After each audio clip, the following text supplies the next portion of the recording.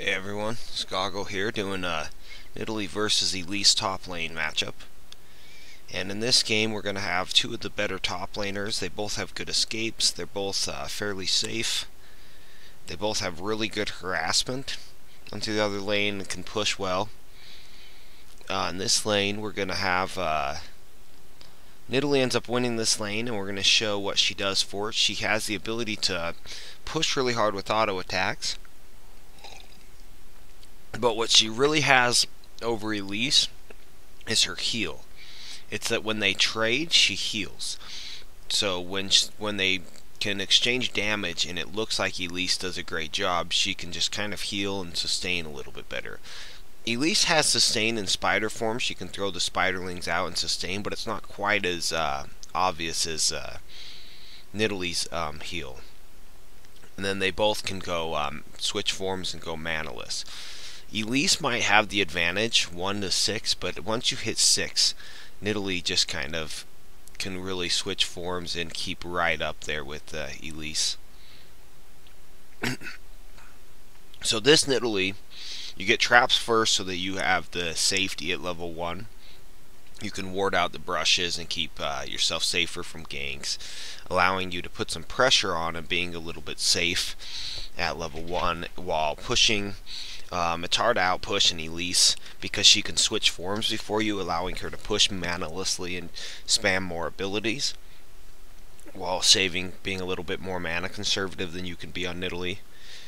And then, so she's going to have an easier time pushing than you will on Nidalee, but that's okay because you should be able to push at least enough to farm decently.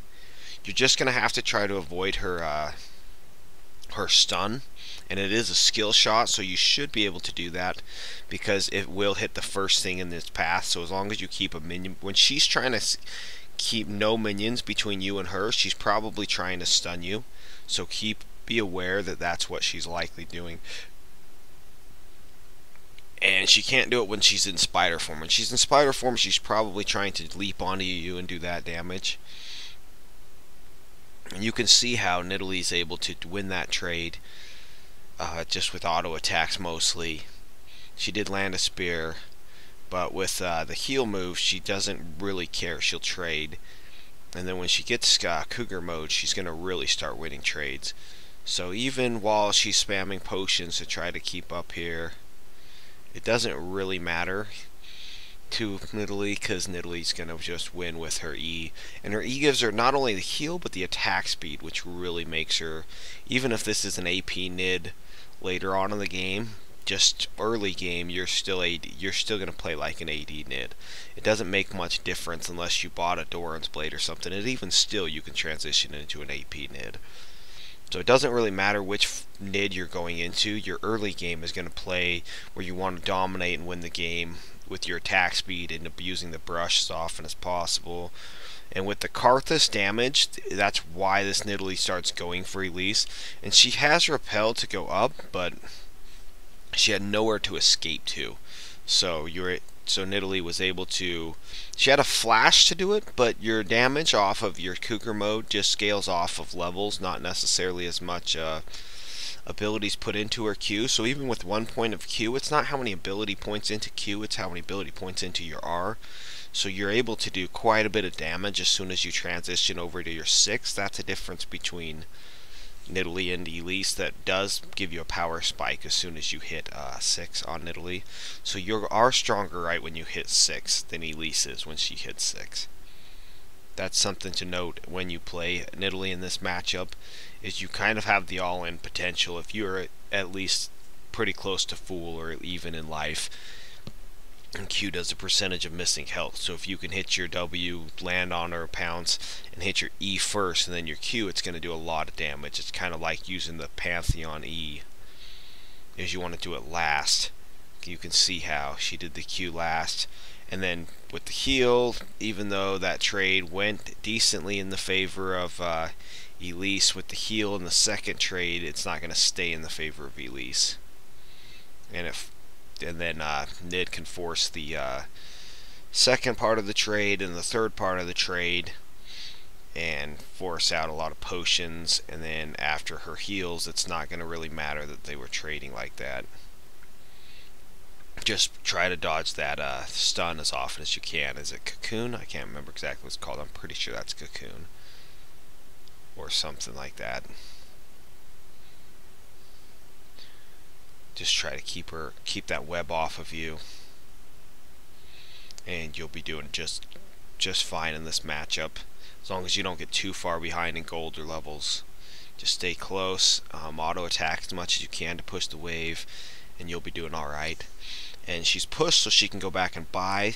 Itemization, or just so you see on the levels of skills, it's obviously level 6. You need to get your R on everyone basically, but Cougar mode is just that essential.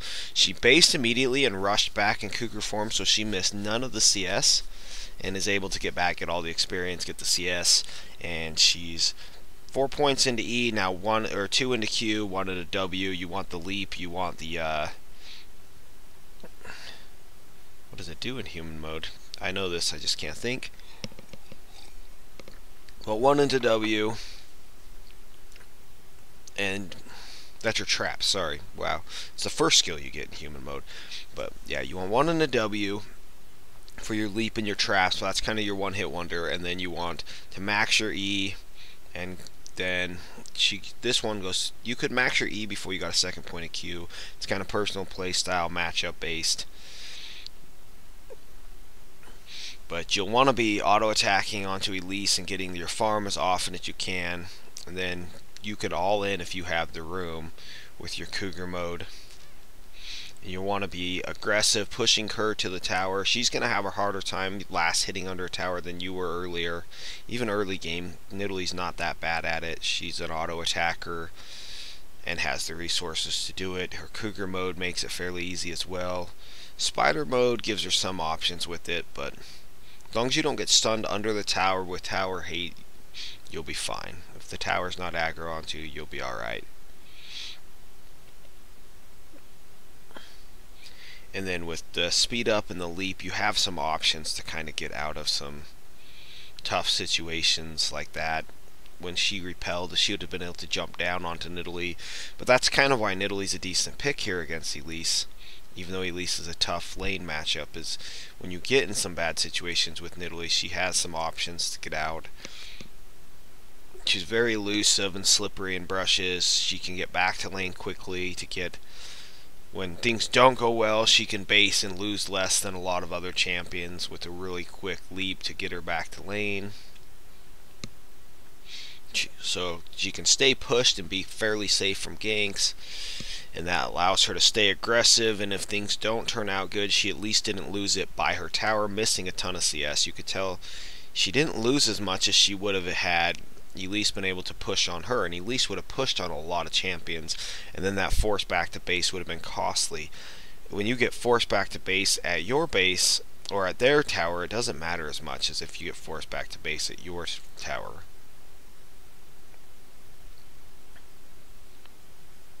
So when you have mana on Nidalee, then it doesn't really cost you much to trade, because you can just heal up. And with the Moo going in, Nidalee's going to come join the party. You always want to support your team unless it's just going to be a double suicide. At this point, if you can even trade, it was worth it to support your team. And getting out of the Victor stun was more important there than about anything else. And since Karthus came, this is why you always come, follow, and support. So Karthus comes, making sure that you picked up the second, and so far you've gone 2 for 1, and then chasing down Jarvan makes you go 3 for 1. And it would have been 1-0 had Nidalee not come for a Moo, and it would have been 1 for 1, or even 1 for 2 if Karthus didn't come. 1 for 1 at best if Nidalee would have escaped. And then, yeah, it goes 3 for 1 because everyone comes, and because Misfortune comes, there's no free tower for Nidalee. Had Misfortune not come, it would have been a free tower. So Misfortune able to come push her off the tower, and then so now they are able to push to the tower, do some damage to the tower, and the Moo has to respawn. So it's always a good idea to at least go see what you can do, because if nothing else, you can stop objective damage if you can't clean up a kill or pick up something, or you can make them respawn so they can't go pick up another objective somewhere else on the map, stuff like that. It's just a good idea to respond to your teammates. Let them know you're paying attention and actually playing with them and not just participating in the game somehow, but not really. So yeah, once you're ahead on Nidalee in this matchup, you can do some really crazy things. Once you get used to Nidalee and being ahead, your Cougar form, you just do a ton of damage. It's kind of just crazy how much damage your Q does to someone, and your combo, if you're landing your W onto them and then you hit EQ, you can just really do a lot to someone. That's the matchup. I'll have notes on my site, some text notes onto how to play it too. Anyhow, hope you learned something. Take care.